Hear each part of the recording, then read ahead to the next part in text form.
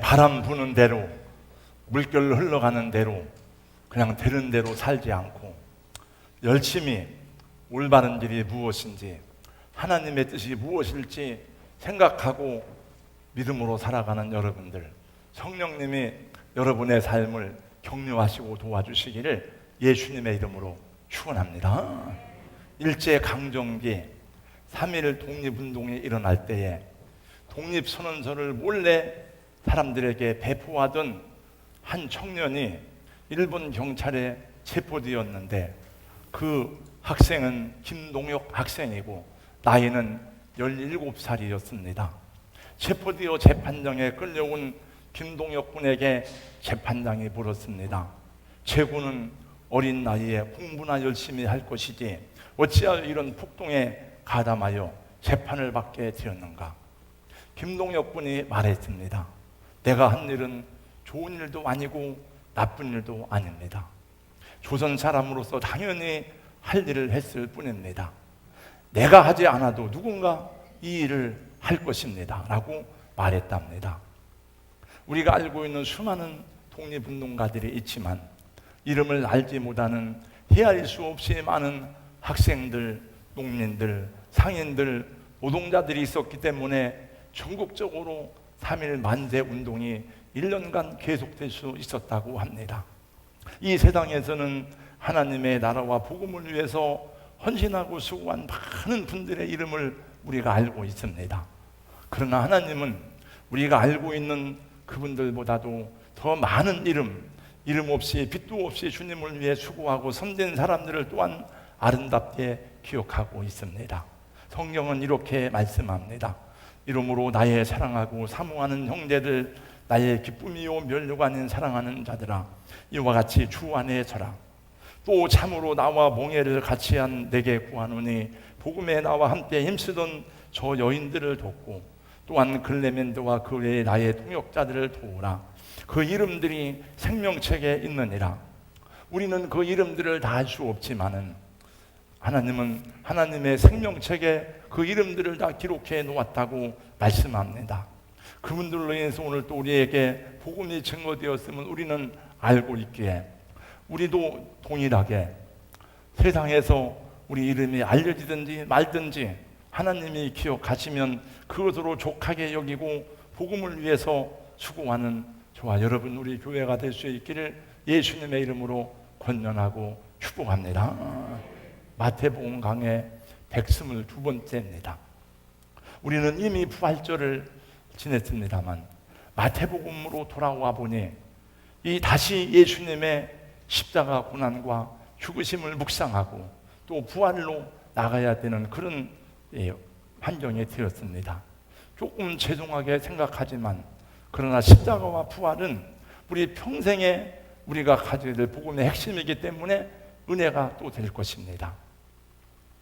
갈릴리 시골 마을에서 시작된 예수의 하나님 나라 운동은 들불처럼 번져 마침내 예루살렘에 이르게 되었습니다. 갈릴리만이 아니라 온 유대 땅에 예수에 대한 소문을 듣지 못한 사람은 거의 없었을 것입니다. 수많은 병자들이 그를 통해서 일어나고 보지 못하는 사람이 앞을 보게 되고 아무것도 없는 빈들에서 수천 명의 사람들을 먹이시고 심지어는 죽은 자를 살리는 상상할 수 없는 일들을 일으킨 기적의 예수에 대한 소문이 갈릴리는 물론이고 유대 땅에도 다 퍼졌습니다. 그 예수란 사람이 유월절을 맞이해서 예루살렘에 와서 나귀를 타고 예루살렘으로 들어온다는 말에 예수를 본 사람들도 예수에 대한 소문만 들은 사람들도 무엇인가 신기한 구경거리다 생각한 듯 예수의 일행을 뒤따라 왔습니다. 예루살렘으로 나귀 타고 입성하시는 예수를 보자 많은 사람들이 자기들의 옷을 벗어서 그 앞에 길 위에 옷을 펼쳐놓았습니다. 어떤 사람들은 종려나무 가지를 손에 들고 노래하기 시작했습니다. 호산나 호산나 호산나 높이 부르세. 호시안나, 주여 우리를 구원하소서. 온 도시가 들떠서 물었습니다. 이 사람이 누구냐? 사람들은 그가 갈릴리 나사렛에서 나신 예언자 예수라고 말했습니다. 예수님은 지나간 3년 동안 갈릴리와 유대를 두루 다니시면서 사람들의 가슴에 불을 질렀습니다. 주님은 광야에서 마귀에게 시험을 받으신 후에 성령의 충만함을 받고 갈릴리 마을을 두루 찾아다니시면서 사람들의 가슴에 하나님 나라의 희망을 심어주었습니다. 권력자들에게 짓눌리고 무시당하는 것을 숙명이라 여기고 살았던 사람들에게 사람답게 살아갈 새로운 희망을 주님이 주셨습니다. 주님은 세리와 죄인의 친구가 되셨고 그들의 식탁에 즐거이 앉아서 함께 음식을 나누었습니다. 주님은 안식일에도 병을 고쳐주시고 율법이 부정한 이들로 여기는 문둥병자들을 만져주고 그들과 고쳐주고 그들과 접촉하였습니다. 참된 진리가 무엇인지, 복음이 무엇인지를 사람들에게 가르치고 전파했습니다. 유대의 종교 지도자들이 그들의 기득권을 유지하기 위해서 얽매이고 잘못된 질서를 만들어 놓은 것에 대해서 주님은 그 잘못된 관행들을 책망하고 꾸짖었습니다. 예수의 이런 행적들은 기존의 유대 종교 지도자들의 입장에서 볼 때는 매우 위험한 일이었습니다. 그래서 그들은 위기를 느끼고 모였습니다. 어떻게 할 것인가? 예수라는 사람이 이제 갈릴리에 돌아다니더니 예루살렘에 와서 성전에서 이런 일을 일으키고 했는데, 야, 이게 큰일 났다. 어떻게 해야 되지? 한 사람이 말했습니다. 죽으면 되지. 한 사람이 죽으면 다 끝나는 거야. 그들은 예수를 죽이기로 같이 음모를 꾸몄습니다. 마침 예수의 제자 중 하나인 가룟 유다가 예수를 배반하고 대제사장들에게 예수를 넘기기로 약속하였습니다. 그래서 그들은 군대를 동원해서 겟세마네 동산에 기도하시던 예수를 붙잡아 한밤중에 급하게 재판을 시작하였습니다. 그리고 그날 밤에 다 판결을 끝냈습니다. 그들의 판결은 사형이었습니다. 제목은 신성모독죄였습니다. 그리고 그들의 짜여진 각본과 음모에 따라 당시의 유대 총독인 빌라도에게 예수를 넘겨주었습니다. 여기가 지난 시간까지의 대략적인 이야기입니다. 여러분, 유대의 종교 지도자들은 왜 예수를 빌라도에게 넘겨주었나요? 여러분들이 다 아십니다. 당시 유대 나라는 로마의 식민지의 지배 아래에 있었습니다. 유다의 총독인 빌라도는 사형 판결권과 사형 집행권을 가지고 있었기 때문입니다. 그래서 그들의 처음부터의 계획은 빌라도를 통해서, 로마의 법을 통해서 예수를 죽이는 것이었습니다. 그래서 그들은 자기들이 재판할 때 판결한 제목과 빌라도에게 넘겨줄 때 고발한 제목이 다릅니다. 그들이 예수님을 빌라도에게 넘겨줄 때 무슨 제목으로 넘겨주었습니까? 누가복음 말씀해 보니까 이렇게 말씀합니다. 우리가 이 사람을 보내 백성들을 미혹하고 가이사에게 세금 바치는 것을 금지합니다. 그리고 자기를 왕이라고 합니다. 로마 황제에 반역하는 행위를 한다는 것이었습니다. 그러나 여러분, 빌라도는 유다의 총독입니다. 유다의 치안과 행정을 다 총괄해야 될 책임이 있는 사람입니다. 여러분, 빌라도가 예수에 대한 소문을 듣지 못했겠습니까? 빌라도가 정치하는 사람인데 그들에 대한 모든 것을 알지 못했겠습니까? 빌라도는 예수에게 아무런 죄가 없다는 것을 이미 알고 있었습니다. 유대인들이 자기들의 종교적인 문제로 예수를 고발하고 있다는 것을 빌라도는 이미 알고 있습니다. 그래서 빌라도는 예수를 놓아주려고 생각했습니다. 그러나 유다의 종교 지도자들은 빌라도가 총독으로서 예루살렘을 비롯한 팔레스틴 땅을 안정적으로 유지시켜야 될 책임이 있다는 것을 약점으로 삼아서 공격하였습니다. 만일 이 사람이 반란을 일으킨다면 당신 어찌할 셈입니까? 이 사람을 살려두면 당신은 로마 황제에게 죄를 짓는 것이 아닙니까? 온갖 말로 빌라도를 회유하고 설득하고 위협하였습니다. 그러나 유대인들이 주장하는 것은 어느 것 하나도 사실과 부합하는 것이 없었습니다. 그들은 예수님의 말씀과 행적을 자기들 멋대로 왜곡해서 자기들이 파놓은 함정에 끼워놓고 있는 것입니다.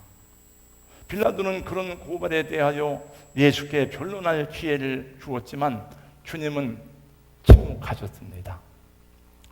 오늘 본문에 보니까 주님은 한마디 하셨습니다. 빌라도가 예수에게 물었습니다. 당신이 유대인의 왕이요? 당신이 저들이 말하는 대로 왕이냐? 이렇게 물었습니다. 예수님이 대답하셨습니다. 내 말이 옳도다. 그리고 예수님은 침묵하셨습니다. 유대인들이 막 여러 가지 제목으로 계속 고발하고 모함했지만은 예수님은 한마디도 대답하지 않으셨습니다. 빌라도는 예수의 침묵에 당혹스럽고 난감하였을 것 같습니다. 갈릴 지브란이라는 사람이 있습니다. 레바논 사람인데 이 사람은 예술가요, 철학자요, 시인입니다. 내가 만난 나사렛 예수라는 책을 썼습니다. 갈릴 지브란은 예수님을 만난 빌라도의 당혹감을 이렇게 표현했습니다. 내가 총독으로 신문을 하였지만 그는 대답을 하지 않았다. 그는 나를 바라보고 있을 뿐이었다. 그리고 그의 눈 속에는 도리어 나를 불쌍히 여기는 빛이 들어있었다.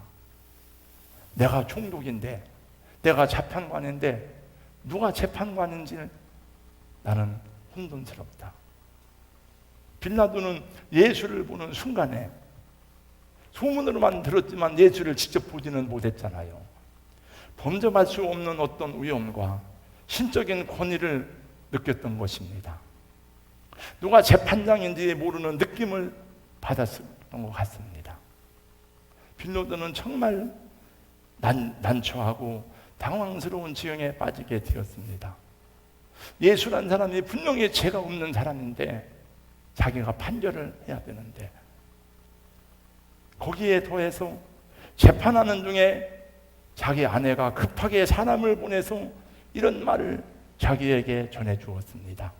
오늘 19절입니다. 19절 다 같이 함께 읽어보겠습니다. 다 같이요. 시작. 총독이 재판석에 앉았을 때에 그의 아내가 사람을 보내어 이르되 저 옳은 사람에게 아무 상관도 하지 마옵소서. 오늘 꿈에 내가 그 사람으로 인하여 애를 많이 태어나이다. 자기 아내가 꿈에 이 사람 때문에 많이 애를 썼다. 그분은 옳은 사람이니 당신은 상관하지 마세요. 그러니 어떻게 해야 될지 당혹스러웠습니다. 지금 유대의 지도자들은 여기 성경에 보면 여러분 자세히 보면 계속 백성들 사이에 들어가서 선동을 합니다. 계속. 그러므로 그들의 말을 거절할 수도 없습니다. 여러분 때가 6월절이잖아요.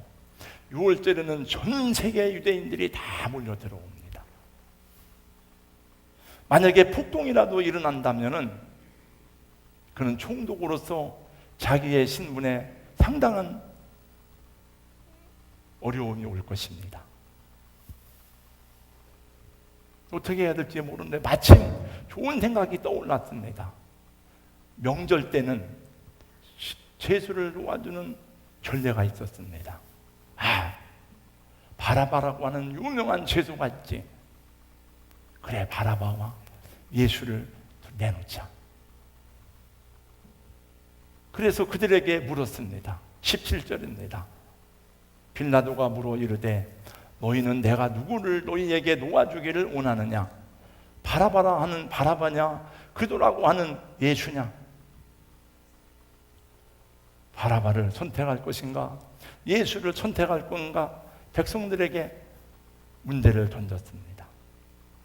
우리 사랑하는 성도 여러분, 이 물음은 오늘 우리에게도 던져지는 물음일 수도 있습니다. 여러분, 바라바입니까? 예수입니까? 한번 우리 자신을 돌아볼 기회를 가져야 되겠습니다. 나는 과연 예수님을 나의 왕으로 모시고 살아가는가? 아니면 나는 주여 주여 하지만 다른 왕을 모시고 살지는 않는가? 이런 질문이 우리를 고민스럽게 하기는 하지만 그래도 묻고 지나가야 됩니다. 여러분, 하나님의 말씀을 읽고 묵상하고 선포되는 말씀을 들을 때 우리는 감동하고, 우리가 모여서 찬양할 때는 그 안에 감격이 있고, 우리가 예배 드릴 때는 하나님 앞에 우리 주님만이 나의 왕이신다 고백을 하지만은, 정말 중요한 순간에도 내 일상의 삶의 자리에 저도 예수가 나의 왕이시고 예수님이 나의 주인이신가? 이 세상 사람들이 살아가는 삶의 원리는 힘의 원리와 경제적 논리에 의해서 세상이 움직여지는데, 우리도 그 속에 살아가는데 그 속에서도 예수님이 나의 왕인다라고 고백할 수 있는지, 고백하며 살아가는지. 여러분, 세상을 움직이는 원리는 돈입니다. 권력입니다. 그 로마가 지배하는 세상도 마찬가지입니다. 로마는 어떤 방식으로 세상을 지배하고 다스렸습니까? 로마가 세상을 다스리는 가장 중요한 원리는 권력이고 힘이고 돈이고 쾌락이었습니다. 그들은 전쟁을 통해서 자기들의 세력을 확장했고, 로마의 힘에 압도된 다른 나라들은 반역할 꿈을 꾸지 못했습니다. 그들은 그들이 지배하는 모든 지역에 로마화를 시도했습니다. 로마는 점령한 모든 도시마다 로마와 연결된 도로를 만들었고, 그 길이 연결된 도시의 입구마다 제국의 위엄과 승리를 기념하는 개선문을 세웠습니다. 개선문이요? 많아요. 이렇게. 로마는 그들이 점령하는 도시마다 원형극장을 세우고, 그리고 화려하고 좋은 사우나, 목욕탕을 만들었습니다. 여러분, 로마의 문화 가운데 하나가 목욕탕입니다. 그 시설을 이용하는 사람들은 마치 자신이 로마의 1등 시민이라도 된 것처럼 자부심을 느꼈을 것입니다. 이런 흔적들은, 저는 성주 순례를 4번 했습니다마는 지금도 지중해를 비롯한 세계 도처에 흩어져 있습니다. 제가 가본 고대 도시들마다 다 원형극장이 있더라고요. 그러므로 유다의 종교 지도자들도, 민중들도 로마 제국의 영화와 로마 시민의 특권을 누리는 기득권자가 되고 싶어서 예수를 죽이라고, 예수가 가르치는 건 그게 아니니까 예수를 죽이라고 소리를 지르고 있는 것입니다.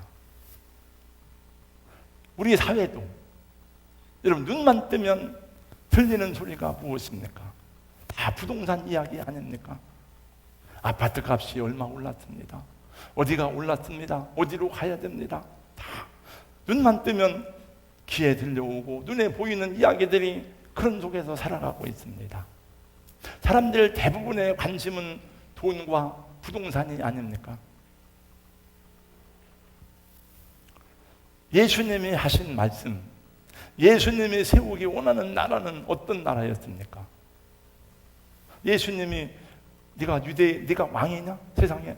주님이 이렇게 말씀하십니다. 요한복음 18장 36절입니다. 다 같이 함께 읽어보겠습니다. 다 같이요. 시작. 예수께서 대답하시되 내 나라는 세상에 속한 것이 아니니라. 만일 내 나라가 이 세상에 속한 것이었더라면 내 종들이 싸우고 나로 유대인들에게 넘겨지지 않게 하였으리라. 이제 내 나라는 여기에 속한 것이 아니니라. 나는 네가 말하는 것처럼 그런 로마 제국과 같은 큰 제국, 로마보다도 영화로운 제국을 만들려고 한다. 그게 아니라는 거예요. 하나님이 우리에게 주시는 나라는 이 세상 나라가 아니라는 거예요. 여러분, 실망스럽죠? 네. 세상에서 잘 먹고 잘 살고 부귀영화를 누리는 그런 나라가 아니라는 거예요. 우리가 세상에서 성공해서 우리 이름을 내고 권세를 누리는 그런 나라를 세우려고 내가 온 것이 아니라 하는 것입니다.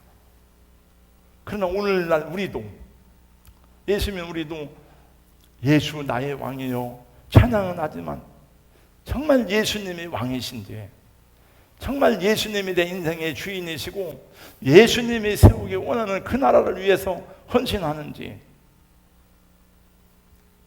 이렇게 늘 점검해 보지 않으면 안 됩니다.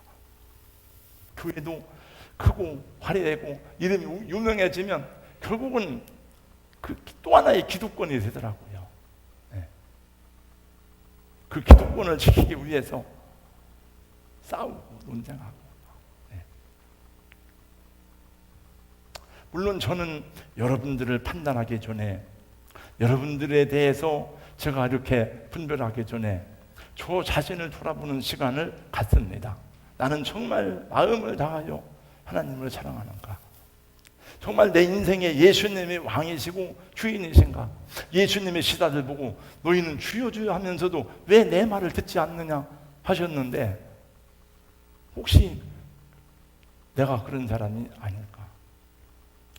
입으로는 주여 주여 하지만 현실적으로는 이 세상의 원리와 가치관을 가지고 살아가는 사람이 아닌가? 저는 저에게 물을 테니까 여러분은 여러분에게 물어보세요. 여러분, 하나님을 사랑하십니까? 네, 다 사랑하시죠. 하나님을 두려워하는 마음이 있으십니까? 네. 하나님을 향해 작은 것이지만 진정한 예물을 드리십니까? 부활절이 지났지만은 부활절인데 부활절 감사헌금을 드려야 되는데 얼마를 드려야 될까? 액수가 문제가 아니고 고민해 봤습니까? 얼마를 드려야 되지? 우리 항상 제 아내가 물어봐요. 저하고 물론 제 아내는 차이가 많이 납니다. 저는 아무래도 제가 높죠. 저는 이렇게 많고 적고가 문제가 아니에요. 하나님 앞에 내가 어떤 자세를 가져야 될 건가? 최소한 물론 저는 그런 걸 판단하지는 않지만 이렇게 쭉 한번 제가 여러분이 무엇이 감사한지 무슨 제목을 하는지 저는 여러분들의 감사헌금 봉투를 보고 이런 좋은 일이 있었구나, 이런 기도 제목이 있었구나 봅니다만, 어떤 때 딱 순간 그런 생각이 있어. 이거는 아무 생각 없이 부활절이네, 그냥 주머니에서 그냥 되는 대로 작은 거 모아서 그냥 드린 것 같다. 정말 하나님을 사랑하는 마음이 그 마음 속에 있을까? 이런 생각을 순간 해본 적이 있어요. 이렇게. 빌라도는 큰 고뇌에 빠졌습니다. 이 예수를 어떻게 하지? 이 사람 죄가 없는데, 그리고 자기가 지금까지 만나본 사람 가운데 이런 위험과 이런 거룩함을 느껴본 사람이 없어요. 그 와중에 또 자기 아내가 사람을 보내서 말하기를 그 사람에 대해서 꿈을 꿨는데 당신 아무 상관하지 마세요. 그거 어떻게 해야 될지 모르는 거예요. 문득 그런 생각이 들었습니다. 저에게. 내가 빌라도의 자리에 서지 않은 것이 정말 감사한 일이구나. 여러분, 여러분이 빌라도의 자리에 서지 않은 것을 정말 감사하시기 바랍니다. 정말 감사해야 돼요. 네. 여러분, 빌라도가 누굽니까? 빌라도는 정치인입니다. 빌라도는 교사가 아니에요. 철학자가 아닙니다. 예술가가 아닙니다. 권모술수가 판을 치는 정치판에서 뼈가 자란 빌라도입니다. 그의 중요한 관심사는 정치적으로 성공하는 사람이 되고 경제적인 이득을 얻는 것입니다. 무엇이 진실이고 무엇이 거짓인지는 물론 관심은 있지만 그거는 중요하지 않아요.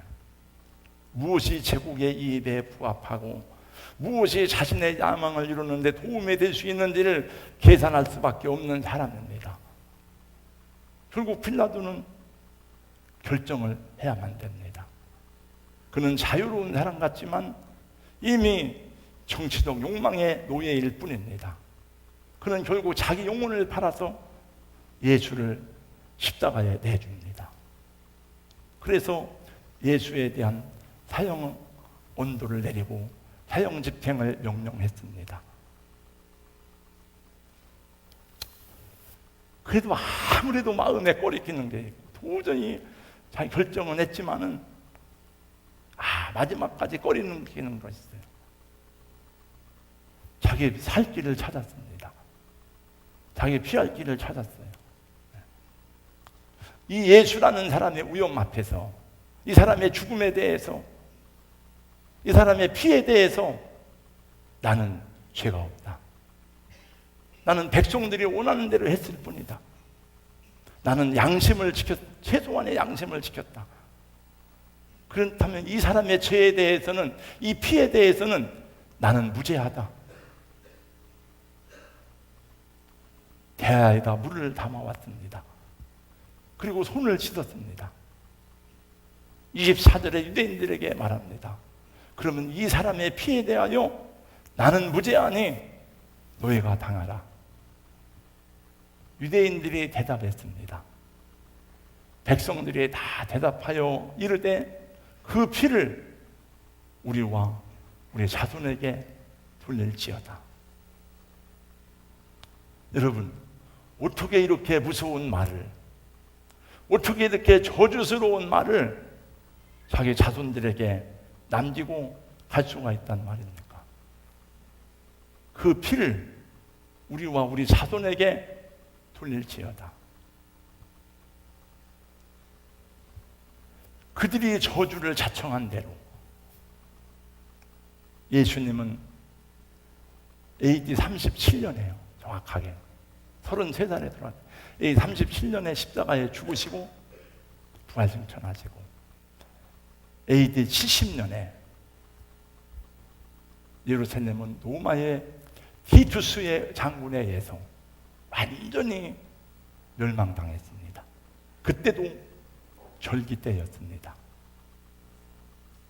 그 한 도시에서 113만 명이 다 죽임을 당하는데, 저는 오래전에 예루살렘의 영록이라는 책을 읽어봤습니다. 놀라서, 혹시 여러분 기억하시는 분이 있을지 모르겠어요. 옛날 우리 교회에 구성권 전도사라고 있었습니다. 구전도사, 이거 한번 읽어봐. 그 전도사님이 읽어보고, 목사님, 정말 이런 일이 있을 수 있습니까? 두렵네요. 역사적 사실이야. 다 지금 시간이 많이 다 얘기할 수는 없어요. 그냥 죽는 게 아니야. 다 배를 가른다. 다 도망갈 때는 그래도 여러분, 이게 금덩어리라면 다 숨어서 하고, 성전이 다 금으로 되어 있잖아요. 다 금을 찾아내려고 배를 가르고 다 해보는 거예요. 마지막 남은 약 1000여 명의 사람들 맞사다로 도망가서 끝까지 저항하다가 결국은 다 찔러 죽이고 마지막 한 사람 우물가에 살아남았습니다. 그 사람이 증언했습니다. 우리 다 서로 죽였습니다. 그리고 2000년 동안 우리나라는요, 일제 36년 동안 나라는 빼앗겼지만 영토는 이 안에 살았잖아요. 그들은 다 흩어졌어요. 전 세계로. 2000년 동안 저주받은 민족이 히브리인들입니다. 여러분. 지금도 여러분 조사하면 세상 사람들이 제일 미워하는 사람이 유대인입니다. 여러분. 예수님 당시의 유대인들은 예수를 죽이려고 자기 영혼을 저주하고 자기 자식들 수천 대 이르기까지 저주를 자청하였으니 그런 비극이 어디 있습니까? 그리고 마지막 성경의 예언대로 하나님이 그 백성들을 2000년 만에 독립을 지켜서 그 땅을 주신 거예요. 그 지금이 말세입니다. 마지막 때입니다. 여러분, 함부로 말하는 게 아닙니다. 하나님 앞에서 되는 대로 말하는 것이 아니에요. 제가 교회를 개척하고 그때는 11시 예배를 이렇게 드리기도 하고 했으니까 9시에는 대흥 침례교회 안종만 목사님이 설교를 하는데, 모르겠어요. 저는 제가 목사니까 다른 목사님 설교 안 듣죠, 잘. 그러나 들려오는 분들이 있어, 설교가. 안종만 목사님 설교가, 메시지가 저에게 많이 마음에 와닿더라고요. 그때 이런 메시지를 들었습니다. 어떤 사람이 조정에 갔는데 계속 엎드려서 막 뭐를 짓더래. 그 하수구에서 막. 아니요. 나는 아니요. 나는 아니요. 막. 여보세요. 당신 누구세요? 했더니 고개를 드는데 손에서 피가 뚝뚝 떨어지더래. 빌라도요, 이 피가 안 씻어져요. 나는 죄가 없는데 나는 아니요. 본디오 빌라도, 정확하게 라틴어 이름으로는 폰티우스 필라투스입니다. 영원히 그 죄를 씻을 수 없는 사람. 그리고 빌라도의 말을 이기고 십자가에 못 박으라고 외쳤던 유대인들, 그 유대인들이 돌아와야 주님이 오세요. 계시록 말씀이니까 그를 찌른 자들도 나를 알 것이다. 지금 유대인들이 많이 돌아오고 있습니다. 유대인들은 지금도 예수를 압니다. 여러분, 유대인들처럼 지독한 사람이 없습니다. 수십억 아랍 사람들이 유대인 1000만도 안 돼요. 그 이스라엘을 못 이겨요. 모르겠어요. 이번에도 이란에서 무슨 폭발 사건이 일어났다는데 유대인 무슨 정부 단체 있잖아요. 모사든가 거기서 했다 어쩌는데 잘 모릅니다. 함부로 못 건드립니다. 사순절도 지나고 고난주간도 지났지만 예수의 십자가, 예수의 부활에 참여하는 성도로 살아가는 삶의 목표는 여전히 우리에게 현재 진행형입니다. 우리 사랑하는 성도 여러분, 세련되고 고상하고 철학적인 예수가 아니라 한 마리 양을 위해서 헌산준영 헤매이던 예수와 같이 우리도 치열한 삶을 살아내야 할 줄로 믿습니다. 코로나19로 다 어렵다 힘들다 하지만 같이 그냥 물결 흘러가는 대로 떠내려가지 말고, 옳지 않은 것은 옳지 않다 하시고, 이렇게 살면 안 된다. 하나님이 주시는 나라는 세상 나라가 아니지만 우리가 싸워야 될 선한 싸움의 현장은 이 세상이잖아요. 그래서 어렵고 힘들지만 오늘의 아픔과 슬픈 현실을 피하지 말고 함께 격려하고 위로하면서 이 고난을 극복해내야 할 것입니다. 그래서 속절없이 그냥 세상 흘러가는 대로 모르겠다 하면 안 됩니다. 예수님의 십자가 정신과 부활의 능력을 회복하여 다시 일어나야 하는 줄로 믿습니다. 게으르지 말고 열심을 품고 주를 섬겨야 하는 것입니다. 극복해야 될 문제가 있으면 온 정열을 다해서 기도해야 하는 것입니다. 어찌하든지 예수님의 제자로 살아가야 합니다. 여러분, 예수님의 제자로 살아가야 합니다. 제가 아까 올라오면서 내가 이걸 가져왔어요. 가자. 하나님의 꿈이 나의 비전이 되고, 예수님의 성품이 나의 인격이 되고, 성령님의 권능이 나의 능력이 되기를 원하고 바라고 기도합니다. 원하고 바라고 기도하지만 잘 안 됩니다. 다 원하죠, 다. 그렇게 되기를 원치 않는 사람이 어디 있어요? 한번 손 들어보세요. 다 원하죠. 그럼 원하지만 안 되는 거예요. 잘 힘드는 거예요. 성령님이 도와주시기를 바랍니다. 여러분, 성령께서 여러분에게 예수를 배우고 예수를 바라보고 예수를 전하고 예수님처럼 살아갈 수 있는 은혜 주시기를 주님의 이름으로 축복합니다. 기도하겠어요. 하나님 감사합니다. 오늘 말씀 나누었습니다. 주여, 우리가 서 있는 자리에서 어떤 환경에 있든지 예수님 내 인생의 주인이십니다. 예수님 나의 왕이십니다. 이 고백이 주님 앞에 서는 날 그날까지 변치 않도록 하나님 우리를 붙들어 주시고 말씀으로 굳게 세워주시고 성령님 저희를 인도하여 주시옵소서. 예수님 이름으로 기도하옵나이다. 아멘.